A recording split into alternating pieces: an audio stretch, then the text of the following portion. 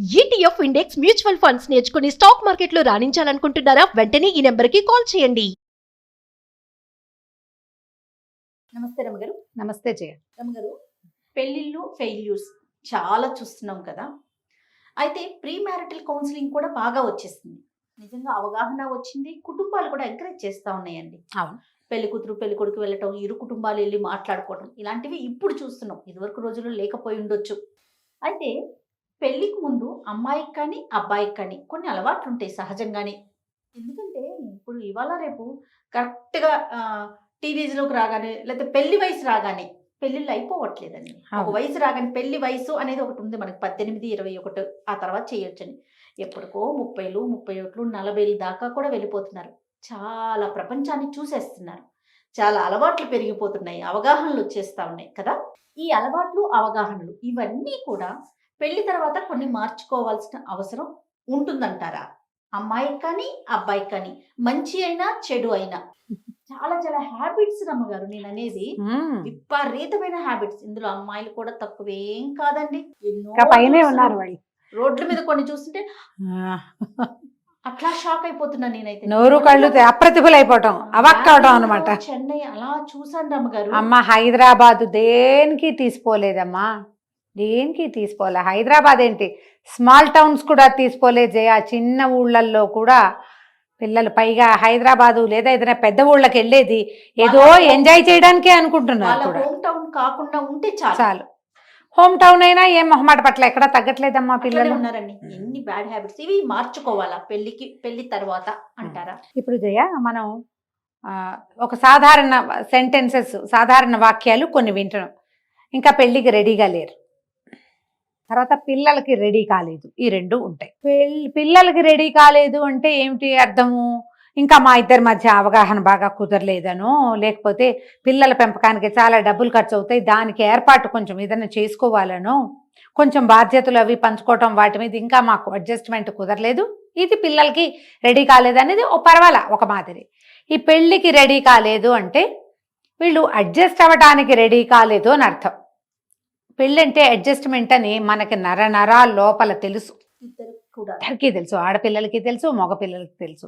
వీళ్ళు ఒక అడ్జస్ట్మెంట్ జరిగిన పెళ్లి వల్ల పుట్టి పెరిగిన సంతానమేగా ఉంటారు కదా జయ, 90%. అంతే కదండి. వాళ్ళ అమ్మ నాన్న కొట్టుకు చూస్తూ కూడా కలిసి ఉండటం. బాబాయిలంతే, పిన్నులంతే, మేనత్తలంతే, మేనమావలంతే, పెద్దమ్మల పెద్దనాన్నలంతే, పక్కింటాంటీలు, వెనకింటాంటీలు, ఫ్రెండ్స్, వాళ్ళ పేరెంట్స్ని కూడా వాళ్ళు ఒకళ్ళతో ఒకళ్ళు అడ్జస్ట్ అవుతూ తమకి ఏదో ఒక సమసమాజ నిర్మాణానికి వాళ్ళు తోడ్పడింది ఈ పిల్లలకి తెలుసు. లోపలి మనసు లోతుల్లో ఈ పెళ్ళంటే అడ్జస్ట్మెంట్ అబ్బో చాలా సర్దుకోవాలి, ఎందుకు ఇప్పుడే కొంచెం ఫ్రీగా ఉందాం అని అనిపిస్తుంది. ఈ రెడీ కాకపోవటం ఇదే. ఇప్పుడు మనకేమైంది, ఇదివరకటికి ఇప్పటికీ తేడా. ఇప్పుడు అసలు ఒక 15-20 ఏళ్ళుగా సమాజం విపరీతంగా మారిపోయింది. లేటెస్ట్ ఒక 5-6 సంవత్సరాల నుంచి అయితే భయం వేసేంత రకరకాల గడ్డల్లాగా పెరిగిపోయింది సమాజం. ఈ పిల్లలకి 21 ఆ బీటెక్ అవటం ఏమిటి, ఆ బీకామో బీఎస్సీఓ ఏమిటో అవటం ఏమిటి, అవగానే చిటుక్కుమని ఒక 3 లక్షల నుంచి 5 లక్షల నుంచి మొదలుపెట్టి పెద్ద పెద్ద ప్యాకేజీలు, ఉద్యోగాలు, క్యాంపస్ సెలక్షన్స్. ఈ చిట్టి పిల్ల దానికి ఇంట్లో అన్నం వండుకుని తింటాం రాదు, ఆ కుర్రాడికి బట్టలు వాళ్ళ అమ్మ సెలెక్ట్ చేస్తే కానీ రావు, కొంతమందికి రావు, కొంతమందికి వచ్చు అనుకో. వీళ్ళు ఇలాగే ఉన్న వాళ్ళు పెద్దవాళ్ళు అయిపోతారు, డబ్బులు వచ్చేస్తాయి. అక్కడి నుంచి డబ్బులు, సొంత డబ్బులు, దాంతో వీకెండ్ పిల్లలకి సొంతంగా సంపాదన వచ్చేసరికల్లా పేరెంట్స్ కూడా కొంచెం చేయి విడిస్తారు. విడిచేసరికల్లా వీళ్ళకి కొంత ఫ్రీడము, కొన్ని సొంత అలవాట్లు, అభిప్రాయాలు, ఉద్దేశాలు, వీకెండ్ పార్టీలు, ఆ తర్వాత ఏమో ఎక్స్ప్లోర్ చేయడానికి ఆ ఊరు ఈ ఊరు ఏదో ఊరు వెళ్ళొస్తూ ఉండటం, మధ్యలో ఆన్ సైట్లు ఎక్కడికో పోవటం, వేరే వేరే మనుషులతో కలిసి వేరే వేరే ఊళ్ళల్లో కలిసి ఉండటం, ఆడతోటం మగతోటం ఎలాగో ఒకలాగా. ఈ సందర్భాలలో రకరకాల ఐడియాలజీ పెరిగిపోతుంది. ఈ పెళ్ళి అనగానే నరనరాల్లో తెలుసుగా మనకి అడ్జస్ట్మెంట్ అని. కొంతమంది అడ్జస్ట్ అవుతారు, పాతవి దాస్తారు, జాగ్రత్తగా ఉంటారు. తల్లిదండ్రి చెప్పటం వల్ల ఏమిటి, వీళ్ళకే పెళ్లి మీద ఉన్న గౌరవము, నమ్మకము, భయము, సమాజం పట్ల ఉన్న భయంతో అడ్జస్ట్ అవుతారు. ఇంకా కొంతమంది ఈ కాలపు పిల్లలు, ఈ తరం పిల్లలు అన్నారు కదా, వీళ్ళు అడ్జస్ట్ అవ్వరు, దాచరు, లొంగరు, వినరు, ఒప్పుకోరు, అడ్జస్ట్ అవ్వరు. ఏమవుతుంది ఫలితం? పెళ్ళి ఫెయిల్యూర్ పక్కపక్కనే ఉంటాయమ్మా. ఈ పెళ్లికి ఫెయిల్యూర్కి మధ్యలో గ్యాప్ కొంతమందికి పెద్దది ఉంటుంది. ఎవరికి ఉంటుంది పెద్దదిగా? ఎవరు అడ్జస్ట్ అవుతారో, ఎవరు లొంగి ఉంటారో, ఎవరు వినడానికి సిద్ధంగా ఉంటారో వాళ్ళకి పెళ్లికి ఫెయిల్యూర్కి గ్యాప్ పెద్దది. ఈ వినరు, ఇప్పుడు మనం చెప్పుకున్నాం లిస్టు, ఇది లేని వాళ్ళకి పెళ్లి పక్కనే ఉంటుంది, ఫెయిల్యూర్ కూడా. మనకి ఏం కావాలి మొదట మనం ఆలోచించుకోవాల్సినది, నువ్వు పెళ్లికి రెడీగా ఉన్నావా అని అడిగితే నువ్వు దేనికి రెడీ అవ్వాలి? అబ్బాయిలు కానీ అమ్మాయిలు కానీ అమ్మా, ఇందులో నేను ఒకటి గమనిస్తూ ఉంటా జయ, ఆడపిల్లలు మగపిల్లలు కూడా ఒకళ్ళకొకళ్ళు అబద్ధాలు చెప్పేసుకుంటారు, నిజాయితీగా ఉండరు, అబద్ధం చెప్తారు. మెయిన్ ఒక 5 పాయింట్స్ అంటే ఏవి పెళ్లి తర్వాత వదిలేయాలి రమ్మ గారు, అవి చెప్పండి. ఫ్రెండ్షిప్స్, రిలేషన్షిప్స్, హ్యాబిట్స్, ఫ్రీడమ్ పట్ల గట్టి నిబద్ధతతో ఉండటం, ఫ్రీడమ్ కావాల్సిందేననే భావం ఉండటం, ఇండివిజువాలిటీ, ఓవర్ ఇండివిజువాలిటీ, అన్నిట్లలో ప్రతిదీ నాదే, నేనే, నాకే తెలుసు, నేను అనుకున్నది. ఈ 4 మెయిన్ పాయింట్లు చేయ. Okay, first friendship. ఈ ఫ్రెండ్షిప్లు సమాధానం చెప్పగలిగే స్థితిలో ఉండకూడదు, చెప్పాల్సిన స్థితిలోకి రాకూడదు. మీ ఫ్రెండ్స్ రాత్రి 11 గంటలకి, తెల్లవారుజామున 3ంటికి, ఎప్పుడు పడితే అప్పుడు ఫ్రెండ్స్తో ఫోన్లు, ఎప్పుడు పడితే అప్పుడు చాటింగ్లు, ఎప్పుడు ఎవరైనా ఎక్కడికైనా పిలిస్తే అక్కడికి పరిగెత్తుకుంటూ వెళ్ళిపోటాలు, ఆడగాని మొగ్గాని. ఇందులో ఆడపిల్లలు కూడా తక్కువ తినలేదమ్మా. ఎవరైనా కూడా మీ స్పౌజ్కి చెప్పకుండా, స్పౌజ్ కన్సర్న్ లేకుండా ఏ ఫ్రెండ్స్ తోటి కమిట్ అవ్వకూడదు మీరు ఏ విషయానికి. రైట్. తర్వాత రిలేషన్షిప్, ఫ్రెండ్షిప్ వదిలేయాలి. రిలేషన్షిప్స్, ఈ రిలేషన్స్ ప్రతి వాళ్ళకి ప్రీవియస్ రిలేషన్షిప్స్ ఉంటున్నాయి ఇప్పుడు. ఎందుకంటే ఈ 13-12 ఏజ్ నుంచి జయ స్కూల్లో ఫస్ట్ క్రష్, ఇది ఒక ఫ్యాషన్ ఏంటంటే జయ, ఈ ఫస్ట్ క్రష్లు, సెకండ్ క్రష్లు ఎప్పుడు ఉన్నాయమ్మా. కౌమారావస్థలోకి వచ్చిన ప్రతి పిల్లకి పిల్లవాడికి ఎవరో ఒకళ్ళంటే ప్రీతి, టీచర్ల మీద కూడా. మన తప్పు కాదు, సహజం. కాకపోతే ఏంటంటే దాన్ని పెంచి పోషిస్తున్నాం ఇప్పుడు మనం. ఎవరో సినిమా యాక్టర్ ఒక 60 ఏళ్ళు 50 ఏళ్ళు ఆయన మీ ఫస్ట్ క్రష్ ఏమిటని ఎవరితో ఒకటి అడగడం, పని పాట లేనిది. అడిగితే ఆయనేమో ఇంగ్లీష్ టీచర్ అని చెప్పటం.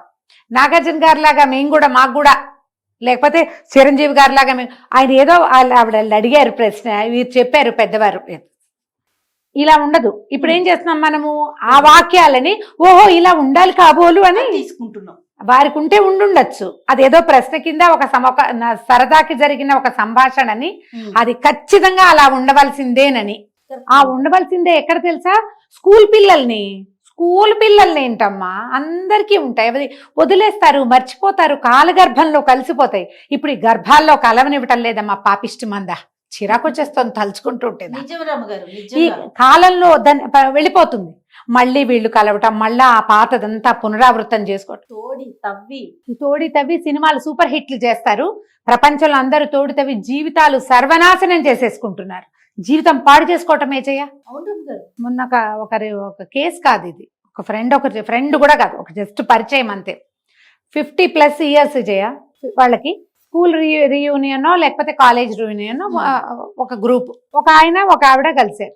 ఆయన చెప్పేట చిన్నప్పటి నుంచి నువ్వంటే నాకు చాలా ఇష్టం, ఇప్పుడు కంటిన్యూ చేద్దామని అడిగేట్. ఆవిడ నిర్ఘాంతపోయి, ఏమిటండి ఇలా తయారయ్యారు వీళ్ళు దుంపలదేగా, ఇవి ఏమిటి, ఇది ఈ రీయూనియన్ వద్దు, పాడు వద్దు, నాకు అందరూ అలా ఉండరమ్మా అన్న. ఏమోనండి నాకు మాత్రం చాలా బ్యాడ్ ఎక్స్పీరియన్స్, చాలా బ్యాడ్ ఎక్స్పీరియన్స్ అంటే నేను ఎప్పుడు అట్లా అనుకోలేదు. 50 ఏళ్ళు వచ్చినాయి, మనవరాలను ఎత్తుకుని ఉన్నాను నేను. ఇలాంటివి కొంతమంది దాన్ని సరదా పడి దాన్ని ముందుకు తీసుకెళ్లే వాళ్ళు లేరా జయ? ఉన్నారుగా. అడిగే వాళ్ళని చేసే వాళ్ళని ఏం చేయాలి? పోనీ చేస్తే చేసావు, అదంతా పబ్లిక్ చేస్తే ఎలాగమ్మా? చచ్చి పబ్లిక్ చేయడంతో ఓహో ఇలా చెయ్యొచ్చు, ఇలా కూడా ఉంటుంది. మనసును నువ్వు 50 ఏళ్ళు వచ్చి మీకు మనసును చంపుకోరు మీరు, మనసును చంపుకోకూడదు. 15 ఏళ్ల మనసుని 50 ఏళ్ల తర్వాత మళ్ళీ పునరుజ్జీవితం చేస్తే రిలేషన్షిప్స్ ని మీరు ఏమవుతారు? ఇప్పుడు ప్రజెంట్ రిలేషన్ 25-30 సంవత్సరాలు మీతో ప్రయాణించిన వాళ్ళు కానీ, మీ పిల్లలు కానీ, మీ పిల్లల వల్ల మీకు పెరిగిన సమాజం కానీ, మీ ఉద్యోగం కానీ, అక్కడ మీకున్న రిలేషన్స్ కానీ ఎంత డిస్టర్బ్ అయిపోతాయి జయ. ఒక చిన్న ఇన్ఫాచ్యుయేషన్స్, చిన్నతనం నాటి దాన్ని ఇప్పుడు దాన్ని తవ్వి తోడుకోవాలా? అది కూడా చూడండి, ఏజ్ తో సంబంధం లేకుండా రిలేషన్స్ జాగ్రత్త, దేనిని తవ్వద్దు, తోడద్దు. మూడోది హ్యాబిట్స్. ఈ పెళ్లికి ముందు నాకు చిన్నప్పటి నుంచి అలవాటు, మా అమ్మ ఒప్పుకొద్ది, నువ్వెందుకు ఒప్పుకోవు అని మగవాళ్ళు ఆడవాళ్ళని అడగకూడదు. ఈ పిల్లలు టీనేజ్కి వచ్చాకో లేదా కాలేజ్కి వచ్చాకో మగ పిల్లలకి తాగుడు, సిగరెట్లు, ఇంకా ఏమైనా రకరకాల వ్యవహారాలు అలవాటు అవుతాయి. తల్లులకి చెప్తారా అవన్నీ? చెప్పరు. తల్లి తెలుసుకుంటుంది. ఒక్కో తల్లి ఏడ్చి గల్లంత చేస్తుంది, ఒక్కో తల్లి వరే అంతంత చెయ్యొద్దురా అని చెప్తుంది, ఒక్కో తల్లి చూసి చూడనట్టుగా ఊరుకుంటుంది. ఆ మగపిల్లలు అంతే, వాళ్ళ నాన్న అంతే, వాళ్ళ తాత అంతే, ఆ ఏడుగుడు అంతే, ఇలాంటి డైలాగులు చెప్పుకుని ఊరుకుంటారు. ఇప్పుడు పెళ్ళి అవుతుంది. మా అమ్మ ఏమి ఎప్పుడు అనలేదు, నువ్వెందుకు అంటావని అడుగుతాడు భార్యని అతను. ఈ అమ్మాయి నిన్ను నమ్మి నీతో తన జీవితాన్ని ముడేసుకుని బయట నుంచి వచ్చింది. మీ అమ్మ అయితే చచ్చినట్టు చేస్తుంది అవుతుంది, కన్న పాపానికి ఇంకేం చేయలేక.